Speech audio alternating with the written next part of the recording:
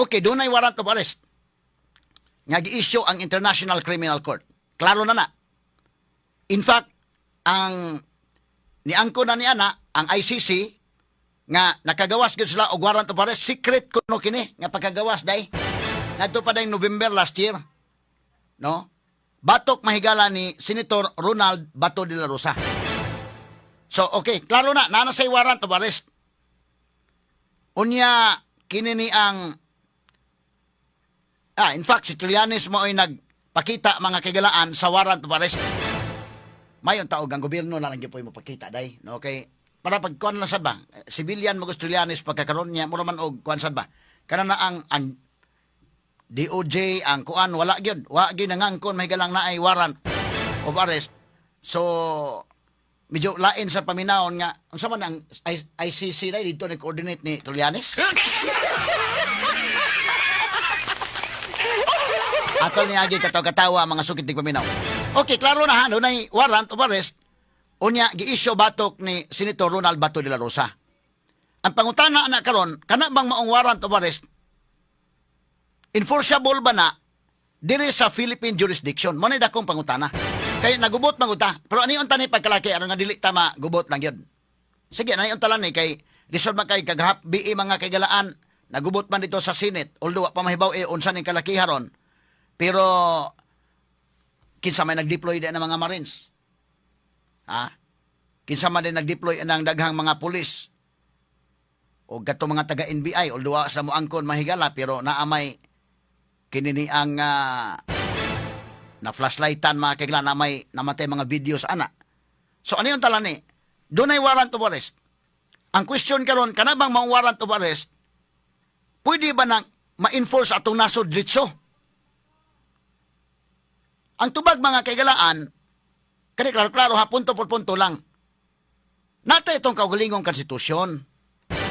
So natay kaugalingong konstitusyon ang Article 3 Section 2 sa Bill of Rights. Nag-ingon gyud nga ang maka-issue og warrant of arrest mao lamang mahigala ang atong Philippine judge.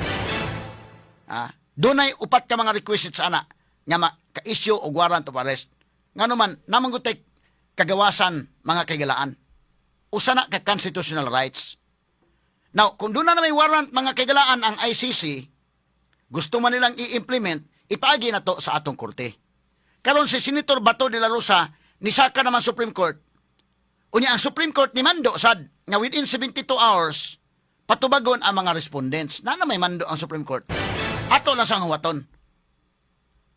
Unsay decision Supreme Court. Kalisod man kayo nagbuto-buto kagabi mo ramag namin mga matay ka ni kalakiha day. So ang ato lang nga rule of law ta, civilized society ta, inanaon ta lang pag pamagi. Whatever decision Supreme Court niini mga kagalaan nara nila. Unsaon nila pag-decide, ato lang silang i-follow. Ana na lang. Para dili ta mga higala kuan no. Kasabutan na ay balaod kay bawat ta mahigala mo explain anang balaod pero whatever decision Supreme Court ato lang tahoron ang Supreme Court. Kay na naman Supreme Court in bank has given respondents 72 hours to comment on Senator Ronald Bato de la Rosa's urgent manifestation with omnibus motion. So ang Supreme Court mimando na. Waton tala na Supreme Court niya. Unsa may sulti Supreme Court ato lang tuuhan para dili na lang tamag kuan na. Umingon Supreme Court nga okay, dakpon si Bato. Okay sige na lang para nga di ta magdako anang kalakiha way mga matay day. Umingon Supreme Court nga dili because mo ni ang nakaingon sa konstitusyon ato sa tahuron Supreme Court. Kay kanagod mga higalang warrant mga kagalan nga issue sa ICC, dili na automatic nga ma-enforce atong nasod. Ako i-explain ninyo ha. Ang ICC ni pagawas og warrant of arrest batok mga higala ni Vladimir Putin. Ang Russia, sovereign country mi, way maka-andil na mo. So si Vladimir Putin asa ba? Dili mo tuo si Vladimir Putin ni anang ICC warrant of arrest.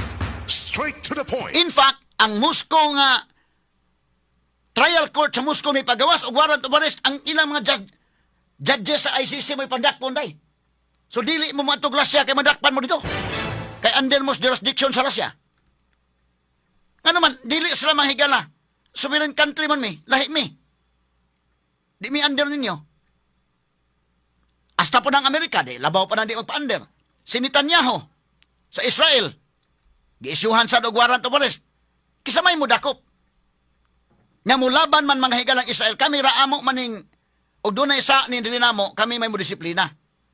Nung ka nga lain mga higalang foreign country ang mo disiplina. O tarawa, kana si Ayatollah Ali Khamenei, kana mga higalang supreme leader sa Iran, nga ang iyang mga tao magrally mahigala, kini factual man na mga sugid ti pamina. Unsa man day po isa atong Ali Khamenei, mabitaw na mga Iranian nabahin bitaw na sila. Doon na mahigalay uyon kang Ali Khamenei karon namatay no sa Ali Khamenei, yan naman ang anak na nagdaron. Nay uyon na ay supak. Ngano man kadto sa Ali Khamenei doon na puti mga babae dahil nga gipang hilabtan o doon na mahigalay mga tao nga magrally dito gipang hilabtan sad. Although magkalahi tingali tag opinion about anang Iran o US nga problema dahil sa ang isyu mga kagilan, pero mo na yung mga panghitabo. Kaya ba sa ICC nga dakpo na? Dili. Kaya ba kinsa may mudakop? Wala. Because ang ICC wala sa iyang kaugalingong pulis. So mahinungdan nga kanang ICC inig-order niya og warrant of arrest under sa Rome Statute, under Article 59 sa Rome Statute, mo coincide siya sa atong konstitusyon. Og imong basahon mahigala in harmony with the Rome Statute. Unsa may giingon? Nga ang Rome Statute mahigala mo ginimando nga moagi mo sa inyong local courts. Unya ang ato mga higalang konstitusyon mo ginagbutyag sad nga dili.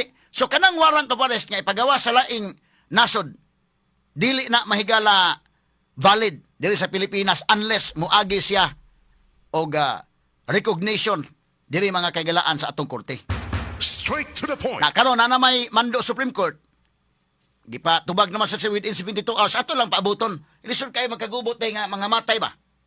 O ako mga higala may patambagon ni bato ana karon paabuton lang na. Og naripon sa mga atat na atat nga dakpon sa bato paabuton lang na. Ini kahuman og unsa mangaling okay. I-follow na lang na para way kinabuhi may higala nga makalas. Straight to the point. Ilisod man kayo. Ba't kung imong palawman pag yun mga kaigalan, daghan man eh. Tinuod yung ka mga higala nga si Bato kinahanglan na yung dali-dalion pagdakop sa pagkakaroon or tungod na ni ka nagsingabot ng impeachment para maibanan mga higala og number of senators ang habig mga kaigalaan ni VP Sara. Straight to the point. Kanang pagtunga bitaw ni Bato diha mga kaigalan, ako naman nagika-explain nga tungod na sa voting nga dunay change of leadership nga mahitabo diha mga kaigalaan sa Senate. So, ang ato lang ani para malikayan ang gubot, rule of law lang ta, follow lang ta unsa man. Ang Supreme Court may final arbiter, bisag unsa ka maayo mo argue sa mga lawyers. Ako isip abogado mahigala na ako kaugaling arguments. But lisod ba kay na sa tay paminawon. Ang Supreme Court mo eto paminawon. Kung sa sulti Supreme Court, follow lang ta para way gubot. Kay lisod ba kay limang kakagabi mga sukit dig paminaw. Na-appeal me this newsroom way tulog. Kay unsa ba mahigalang buto-buto na mahinoon? Ha? Pagka adlawan pa, daghan ng mga Marines nga gideploy. Unya dito sa hawanan sa Senate, doon na pa ganito mahigalay, manifestation gani, may hatag pa gani, og may speech pa ganito spiya kay Tano, labot po mga kagalaan lagi sa mga post ni Lacson, paghuman, nagbalik po mahigala og lantugi si Ruben Padilla o panuhuman ni ilang Kiko Pangilinan, ambot og doon ay mga tao po mahigala mga komedyanting uban, away baka ng ila diha agyod sa kwan or baka wa pa ni maka-move on sa ilang relasyon ni Sharon. Kay pananglitan gani og away kuno ni mahigala kang kuan, away diha, pag away mga kaigalaan, paduol na yun sila si gitabang sa mga senador. Eh kung away ni mahigala nga love triangle, dapat si Tulfo tay naa. Si Tulfo kuno mo patunga og naa magaling kay mo man gusto Tulfo kini mga away mahigala sa magtiayon. Kini mga comments ato mga higala, mga comments mga netizens nga maisog na ng mga Tulfo og mag-away magtiayon. Ila lang sa lang comments kay wa kuno katingog ron. Kini mga issues mahigalang dinagkong issues. Na mao ni karon no sa atong balikan og duna mga higalay decision sa Supreme Court atong tuuhan. Pero 72 hours pang gihatag Supreme Court man ang tingala tagabi nganong gilusob naman kagabi. So karon doon na ni mga pagpanghimakak mo ni mauna at ipadayon na unsa may nahitabo mga kagilan kagabi. Si Kundi Batak atong reporter may gala sa Senate perting kurata. Kita Pilipinas. Og dunay silingan na to, ibutan ta Malaysian day. Taga Malaysia, ni as Pilipinas. Ang doctrine sa criminal law, doctrine of territoriality.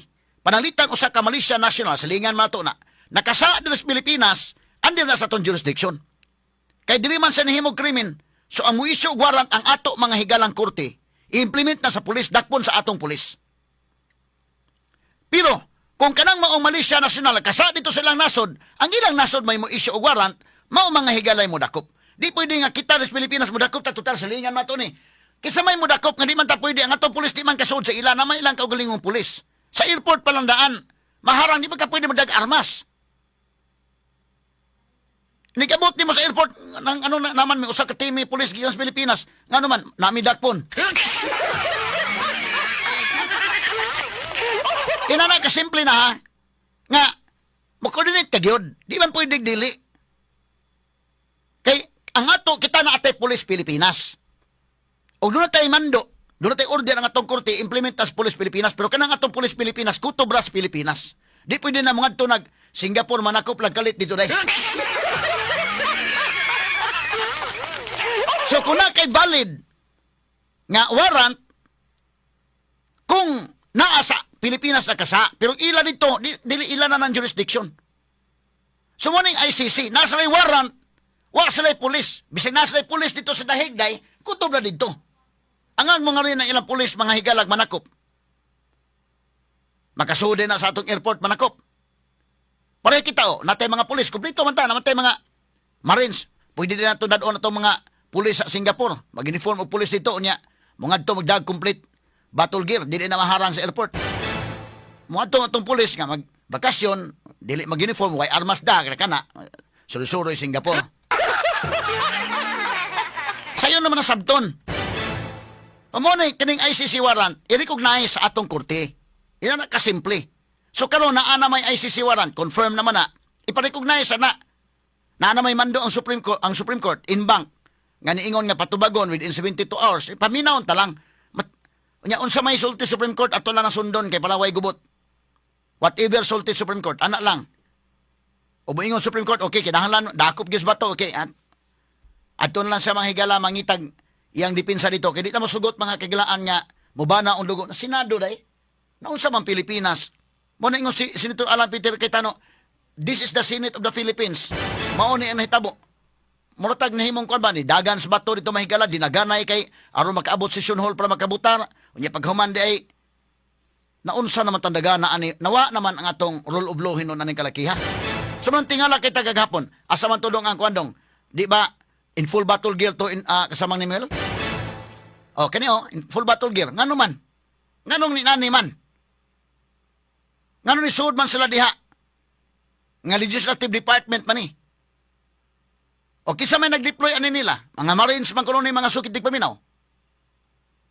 Unya, doon na mahigalay, miingon si, o kano, sa mga klaro man na kayo, niya karon niya uso na kanong internet, naana, makubiran mahigala, tanan, maka-video na mga sukitig paminaw.